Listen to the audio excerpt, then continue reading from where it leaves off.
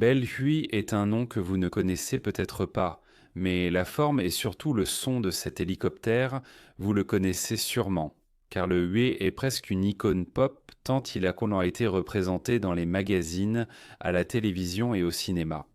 Le Hui est entré dans l'histoire comme un aéronef révolutionnaire qui a véritablement permis la mise en œuvre de l'aéromobilité militaire, ainsi que pour l'extrême simplicité et la robustesse de sa conception, qui a ramené des milliers de soldats à la maison. Alors que s'ils avaient été à bord d'autres hélicoptères, ils seraient certainement morts au combat. Depuis le début de l'histoire du vol, rares sont les aéronefs qui se sont imposés comme des symboles de leur époque ou de leur domaine. Par exemple, lorsque l'on pense au théâtre du Pacifique pendant la Seconde Guerre mondiale, on se souvient immédiatement du rapide Zéro japonais. Si l'on pense aux bombardiers, on imagine tout de suite les forteresses volantes dans le ciel de l'Europe. Et si l'on pense aux hélicoptères, il est fort probable qu'un modèle en particulier vous vienne à l'esprit, le Bell Utility Helicopter, le Huai. Mais l'histoire de l'hélicoptère le plus célèbre du monde a commencé bien avant les combats dans les jungles du Vietnam. En réalité, il a commencé à être envisagé dès la guerre de Corée. À cette époque, on utilisait déjà des hélicoptères aux conceptions plus archaïques, principalement pour l'évacuation médicale ou le transport de personnel. En 1952, l'armée des États-Unis a commencé à planifier comment elle utiliserait les hélicoptères dans de futurs conflits. L'idée était de créer 12 bataillons d'hélicoptères, qui seraient transformés ultérieurement lorsque l'appareil adéquat serait conçu. Et c'est pendant cette période de conception de la force d'hélicoptère que le terme aéromobilité a été créé. Ce terme signifie avoir la capacité de transporter des troupes et des fournitures vers et depuis le champ de bataille en utilisant des aéronefs. En plus d'assurer le transport, on a également envisagé la construction d'un hélicoptère d'attaque pour protéger les troupes au sol et pendant leur embarquement. Cet aéronef pourrait également servir de plateforme d'armes, apportant un soutien à l'avancée des Alliés, car il serait plus facile d'utiliser ce véhicule que d'attendre le soutien d'un avion à voilure fixe. Le concept d'une grande force d'hélicoptères n'avait jamais été mis en œuvre dans l'histoire. Les Anglais et les Français avaient déjà mené plusieurs opérations militaires impliquant des hélicoptères, dont certains étaient armés, mais avec un nombre limité d'appareils. L'un des plus grands esprits qui a contribué à concevoir l'aéromobilité fut le major général James Gavin, ancien commandant de la 82e division aéroportée pendant la Seconde Guerre mondiale. Il a comparé l'utilisation des hélicoptères à celle de la cavalerie dans les temps anciens où la troupe montée représentait l'élite de la force militaire. De plus, la cavalerie possédait deux caractéristiques qui la distinguaient des autres types de troupes. L'agilité et la vitesse, exactement ce que l'on recherchait dans l'utilisation des hélicoptères. Même si à l'époque la technologie n'avait pas atteint le niveau souhaité, l'armée des États-Unis s'est efforcée d'appliquer le concept d'agilité en mettant l'accent sur la mobilité aérienne. Une compagnie d'hélicoptères H-19 et H-34 a été formée et, après presque un an de tests, on a commencé à élaborer la doctrine qui serait utilisée avec ces appareils en combat. Le manuel intitulé « L'aviation de transport de l'armée, opération de combat » présentait certaines des techniques de base à employer. En 1956, le chef du département de développement du combat de l'école d'aviation de l'armée, le colonel J. Vanderpool, a commencé les essais avec les hélicoptères disponibles comme les H-19, H-34 et H-21, modifiés pour transporter des armements tels que des mitrailleuses, des canons, des roquettes et des missiles. Pendant ce temps, avec les enseignements tirés de la guerre de Corée, l'industrie de l'armement s'adaptait également aux changements sur le champ de bataille. Et avec les aéronefs, ce ne fut pas différent. Parmi les grands fabricants, l'un d'eux portait une attention particulière aux nouveaux besoins qui permettaient aux hélicoptères de devenir plus efficaces. Son nom était Lawrence Dale Bell. Lawrence avait fondé la Bell Aircraft Company en 1935, quelques années avant la Seconde Guerre mondiale, produisant des aéronefs à voilure fixe. Mais dès le début des années 40, il commençait déjà les essais avec des aéronefs à voilure tournante, les hélicoptères. Le premier prototype de ce type de l'entreprise a volé en 1943, appelé Bell Model 30. Après avoir visité le théâtre des opérations coréens en 1953, Laurence Bell a dit « La Corée a fait avancer le développement des hélicoptères d'au moins 10 ans. » La division spécialisée dans les hélicoptères de l'entreprise avait été fondée 2 ans plus tôt et produisait déjà le H-13 Sioux, un petit appareil qui est l'un des symboles du conflit coréen. Les enseignements tirés ont conduit à des modèles ultérieurs et plus avancés qui utilisaient un moteur à piston. Mais un énorme bond en avant s'est produit lorsque les turbines à gaz ont été développées. L'équipement a été développé par la société Lycoming, sous la direction de l'ingénieur Aslan Franz. Franz, membre de l'équipe allemande ayant développé le moteur Junkers Jumo 404 qui propulsait le Messerschmitt Me 262, est arrivé aux États-Unis via l'opération Paperclip.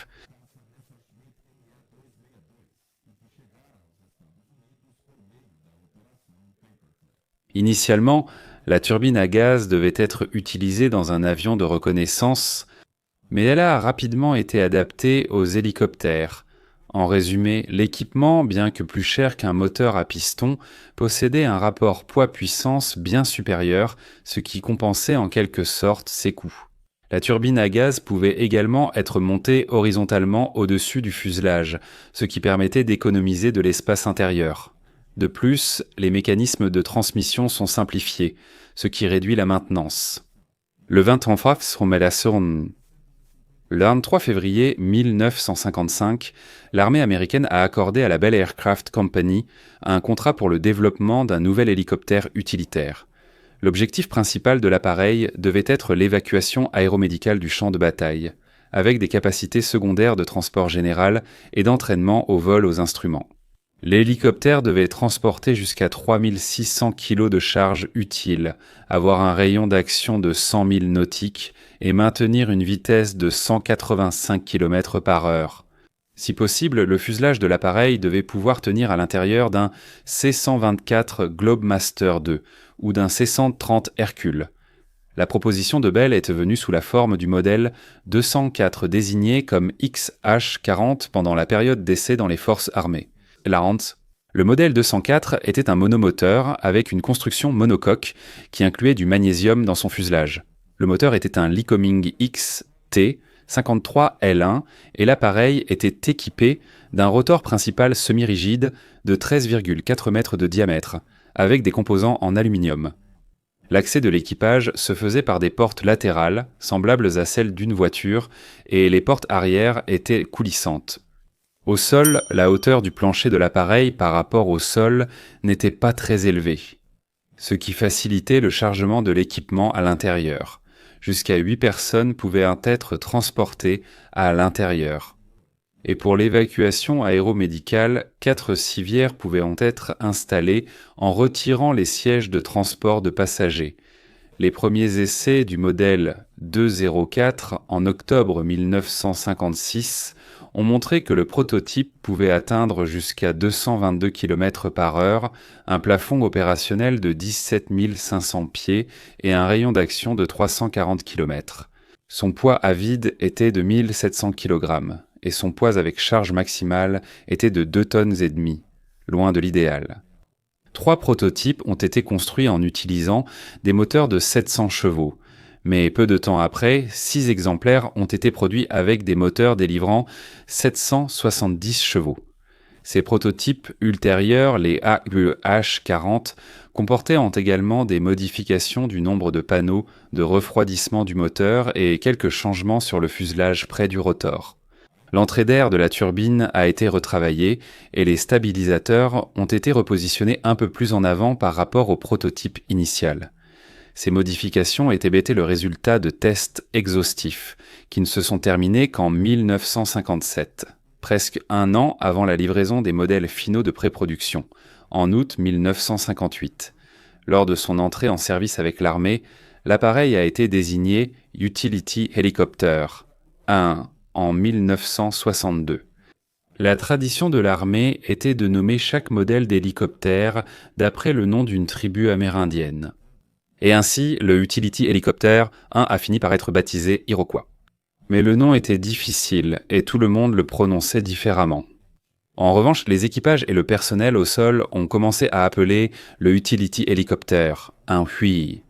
Ce nom s'inspirait d'un dessin animé célèbre de l'époque, mettant en vedette un gros bébé canard appelé bébé Huey. L'utilisation de ce nom était si répandue que Bell elle-même a joué le jeu et a commencé à sortir tous les hélicoptères de l'usine avec le nom Bell inscrit sur la pédale gauche et Huey inscrit sur la pédale droite. Au total, 9 prototypes ont été construits pour l'évaluation et les essais, suivis de 9 utility hélicoptères, 1 de production. Le prix de tous les appareils a été considéré comme bas, à environ 28,7 millions de dollars américains, ce montant incluant le prix des moteurs. La production du premier modèle du Huey, le Utility Helicopter 1A, a débuté en 1959. La livraison des 173 premiers Huey a eu lieu au cours des 2 années suivantes, et s'est terminée en 1961. Le développement de la prochaine variante du Huey, la Utility Helicopter 1B, a eu lieu en même temps que les premiers modèles de la série A étaient construits. Toujours en 1960, le premier exemplaire de ce type a été testé avec une meilleure motorisation, un mât de rotor plus haut et d'autres modifications.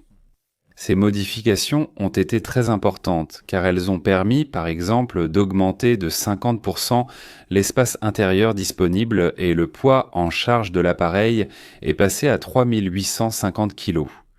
Des changements dans la construction des composants ont rendu le Huey plus résistant, flexible et fiable. Des caractéristiques qui ont marqué son histoire au sein des forces armées de plusieurs pays. La plupart des Huey des modèles A et B ont été affectés à la formation de nouveaux équipages, puisque l'armée était impatiente d'intégrer l'appareil dans son concept d'aéromobilité nouvellement développé. Divers programmes d'incitation ont été mis en place pour former un grand nombre de membres d'équipage. Au début, beaucoup se méfiaient du Huey en raison des performances médiocres du modèle A, mais avec l'arrivée des modèles B, les Iroquois furent rapidement surnommés par certains équipages la Cadillac des hélicoptères. En 1962, les premiers exemplaires du Huey, modèle A, furent envoyés dans le conflit qui allait le rendre célèbre, la guerre du Vietnam. Les forces du Sud, Vietnam, ne disposaient initialement que d'hélicoptères plus anciens, comme les H-9, H-21, H-34 et H-37, qui subirent d'énormes pertes au combat contre le Nord-Vietnam, notamment lors de l'incursion menée par les forces communistes entre la fin des années 50 et le début des années 60. Les Huey arrivés initialement dans le pays étaient destinés à l'évacuation aéromédicale, mais quelques mois plus tard, les premiers exemplaires armés arrivèrent pour tester leur efficacité au combat. Ils étaient également du modèle A et appartenaient à la compagnie d'hélicoptères utilitaires de transport tactique. Sur leurs patins étaient montés des mitrailleuses de petit calibre, le plus souvent la Browning M 2.30 à l'avant et juste derrière, 8 tubes lance-roquettes de 90 mm. Ces Huey armés furent initialement utilisés pour l'escorte des hélicoptères de transport cargo-hélicoptères 21 Shawnee et, jusqu'en 1963, ils devaient suivre la règle selon laquelle ils ne pouvaient ouvrir le feu sur des cibles qu'après que celles-ci avaient manifesté des intentions hostiles. Après février 1963, cette règle a été abandonnée et la vie des pilotes de Huey armés est devenue plus facile. Avec le temps, cette équipe qui testait les utility hélicoptères, un armée a reçu plus d'appareils, y compris des modèles B avec plus d'options d'armement. Avec de nombreuses missions réalisées, une doctrine ATA a été créée pour l'emploi des hélicoptères d'escorte armés. Les opérations seraient divisées en 3 phases. La phase en route se faisait avec la formation d'hélicoptères volant à plus de 1500 pieds, une altitude à laquelle ils étaient à l'abri des tirs d'armes de petit calibre. La deuxième phase, l'approche, voyait la formation d'appareils volant le plus bas possible à plusieurs kilomètres avant d'atteindre la cible. De cette façon, la détection visuelle ou radar était fortement réduite. La dernière phase, celle de l'atterrissage, était la plus dangereuse. Pour les appareils de transport, c'était le moment où ils étaient le plus vulnérables, car ils devaient attendre que l'infanterie débarque en toute sécurité. De manière similaire, les appareils d'escorte volaient extrêmement bas autour de la zone d'atterrissage pour fournir un tir rapproché, en plus d'attirer l'attention d'éventuelles forces ennemies. Les résultats de cette tactique étaient clairs. Lors de 1779 missions sur une période de 5 mois, seulement 11 hélicoptères armés ont été touchés par des tirs ennemis, infligeant en retour 246 pertes aux guérilleros Viet Cong. Seul un utility hélicoptère, un B, a été gravement endommagé, avec un autre abattu, et avec ces données, la structure des compagnies d'hélicoptères à envoyer au Vietnam a également été définie.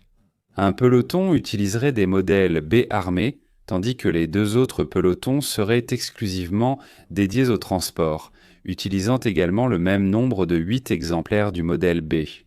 Les pilotes des escortes avaient la tâche compliquée de maintenir une distance constante avec les appareils de transport. Les escortes étaient des plus lourdes, car elles transportaient beaucoup d'armement et de munitions. Elles étaient donc plus lentes et moins maniables. Si les escortes s'éloignaient donc trop, les guérilleros Viet Cong profitèrent de l'occasion et attaquaient férocement les appareils de transport au moment de l'atterrissage. Ainsi, le développement d'une coordination aérienne efficace est également apparu comme une conséquence des opérations d'hélicoptères dans la région. Cette opération des hélicoptères a également mis en évidence la nécessité d'un modèle plus agile et plus rapide pour être plus efficace dans les escortes et l'appui aux troupes au sol. La nécessité de tirer le maximum de performance du modèle B dans l'environnement chaud et humide du Vietnam a conduit à une nouvelle modification, le Utility Helicopter, 1C. Le modèle B pouvait transporter 165 gallons de carburant.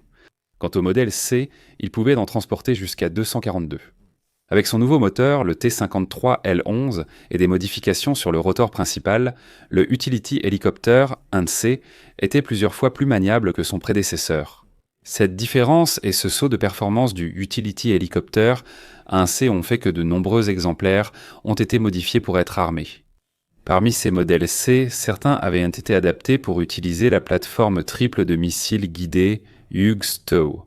Seuls 2 modèles B avaient été certifiés pour utiliser ces armes lorsque les Nord-Vietnamiens ont commencé leur offensive en 1962.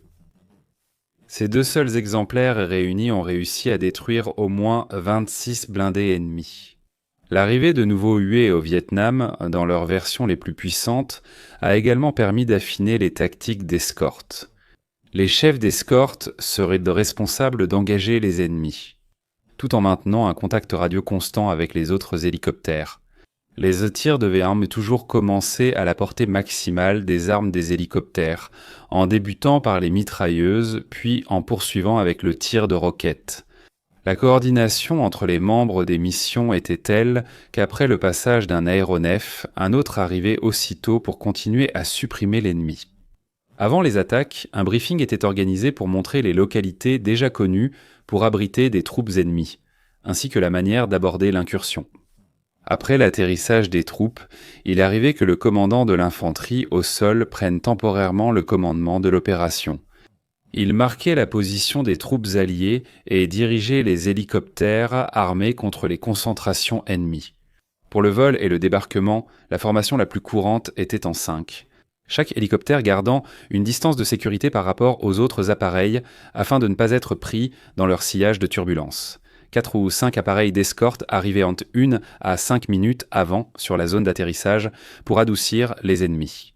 Et si plus d'appareils étaient indisponibles, ils volaient en derrière la formation de transport pour fournir encore plus de couverture. Des conditions idéales comme un terrain ferme et l'absence de résistance ennemie permettèrent à une formation de 12 appareils de transport de troupes de débarquer tous leurs soldats en moins de 2 minutes.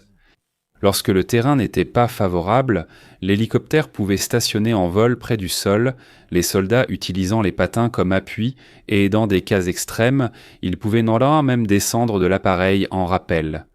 Les unités les plus célèbres à opérer le Hue au Vietnam étaient des troupes de la cavalerie aérienne. Les Utility Helicopters, un armée faisant partie de l'équipe rouge, qui lorsqu'ils volaient en compagnie d'unités de reconnaissance désignées équipe blanche, devenaient comme l'équipe rose. L'idée était d'utiliser la reconnaissance volant à basse altitude pour repérer les ennemis. et lorsqu'ils étaient en train de détecter, les tués armés descendaient et attaquaient.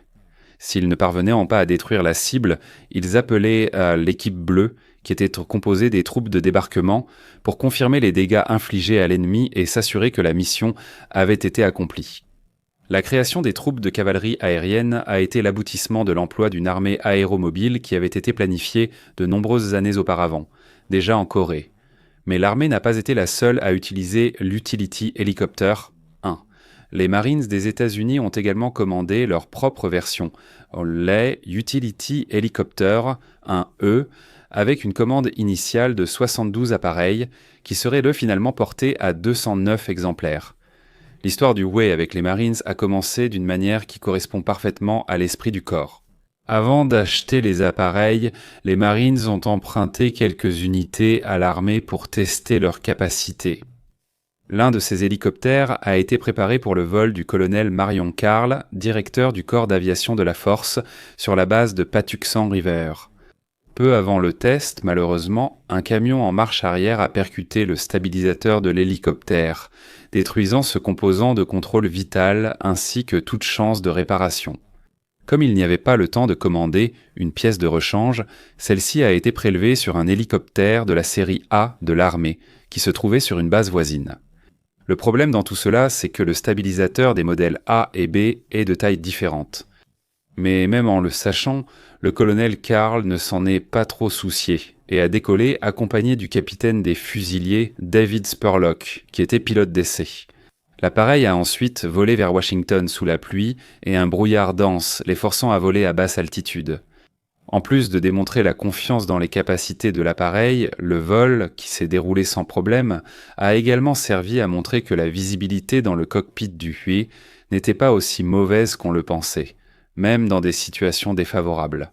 Le modèle E comportait quelques modifications spéciales, comme un frein de rotor afin de l'arrêter de tourner sur le pont encombré d'un navire exigu en haute mer, que ce soit lors d'un atterrissage ou à cause du vent de l'océan. De nouvelles radios ont également été installées, compatibles avec les versions utilisées aussi bien au sol que sur des vecteurs aériens plus avancés. De plus, de nombreux composants étaient fabriqués en aluminium.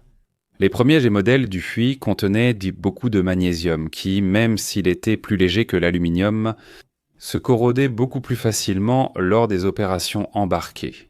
Et très vite, les Marines ont fait la même demande que l'armée, il fallait leur créer une version armée.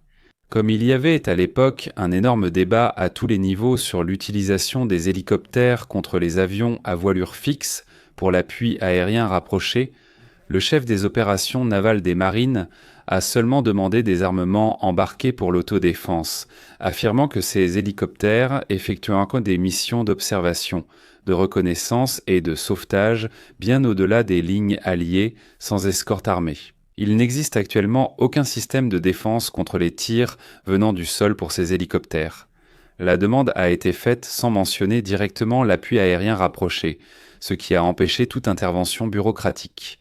La demande d'armement est arrivée à l'escadron HMX-1, qui venait tout juste de développer un kit similaire pour un autre de hélicoptère, le Utility Helicopter 34, appelé TK-1. Le kit a rapidement été adapté pour être utilisé sur le Huey et a été renommé TK-2. Les fusiliers marins ont alors testé et employé la modification avec quelques variantes, utilisant des mitrailleuses et des roquettes. La marine des États-Unis a également opéré un certain nombre de Hueys. La force est devenue responsable des voies navigables du delta du Mékong, devant éliminer toute interruption causée par les guérillas ennemies. Pour cela, elle a d'abord utilisé uniquement des bateaux de patrouille et des aéroglisseurs, certaines d'entre elles fabriquées par la société Bell. Lors de certaines patrouilles sur le fleuve, les Viet Cong parvenaient à opposer une résistance féroce, et l'on commença alors à envisager le soutien d'hélicoptères pour appuyer les missions. Mais la marine ne disposait ni des véhicules ni des équipages préparés pour cela, même si elle participait à la recherche du même hélicoptère que les Marons, la série E. Pour résoudre le problème du manque de véhicules, des aéronefs de l'armée ont été réquisitionnés, qui a cédé 8 modèles B sans les équipages. Pour contourner ce problème de personnel, la marine a dû mobiliser certaines de ses équipes basées en Californie.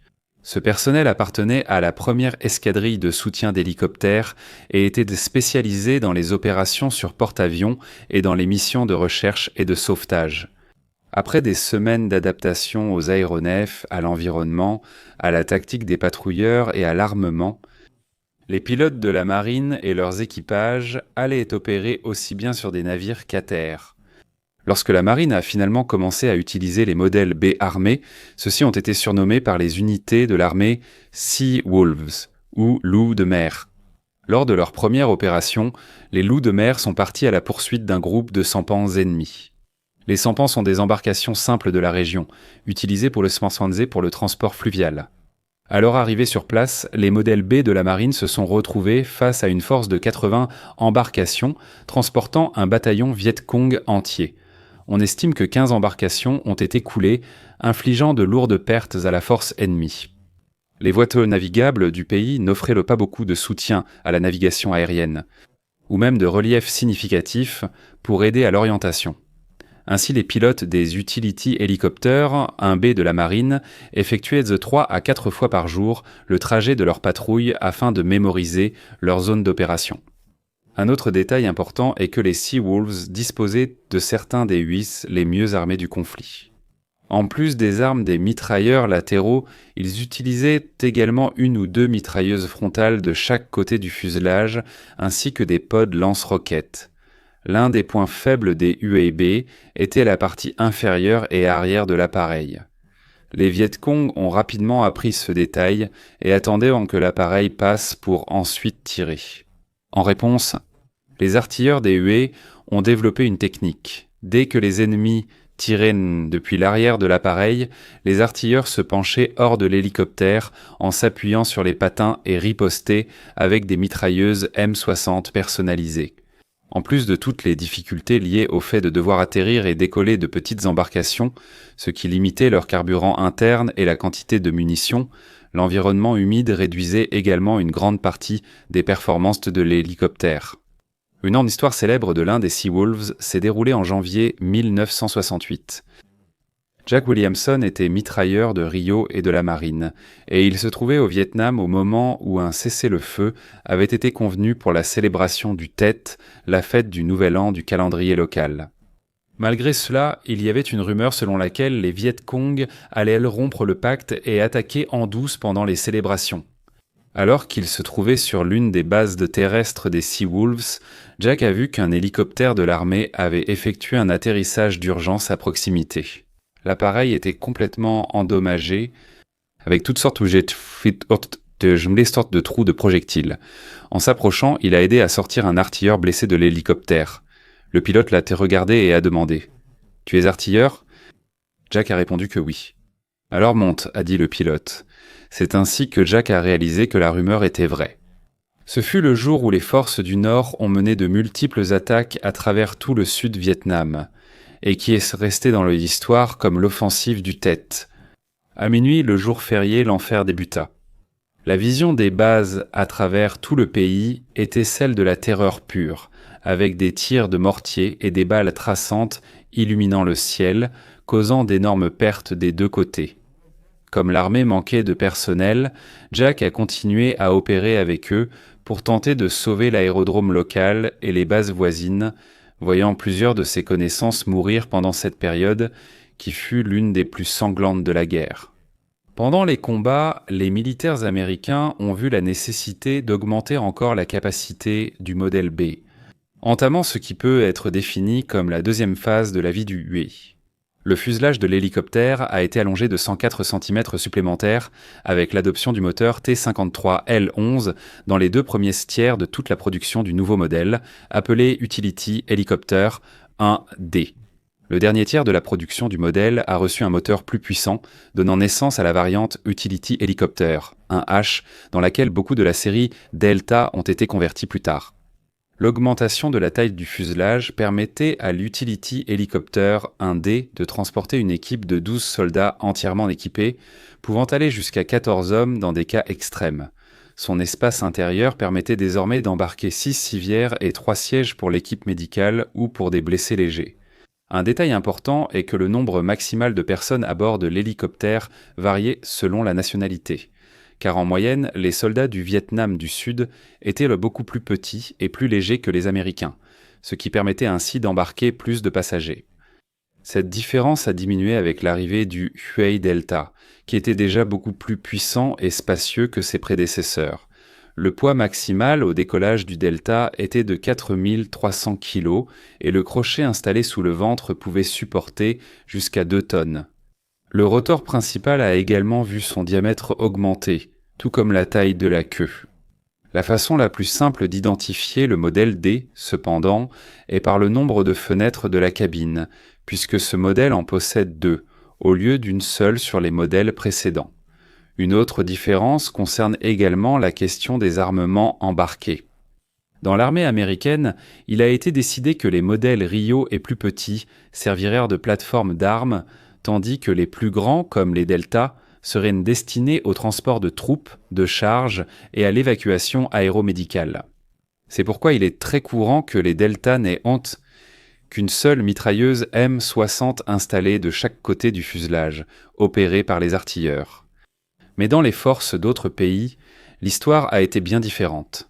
La Royal Australian Air Force a équipé ses Rio et Delta de 2 miniguns M134 fixes pour le tir frontal, avec des potes de roquettes sur les côtés du fuselage.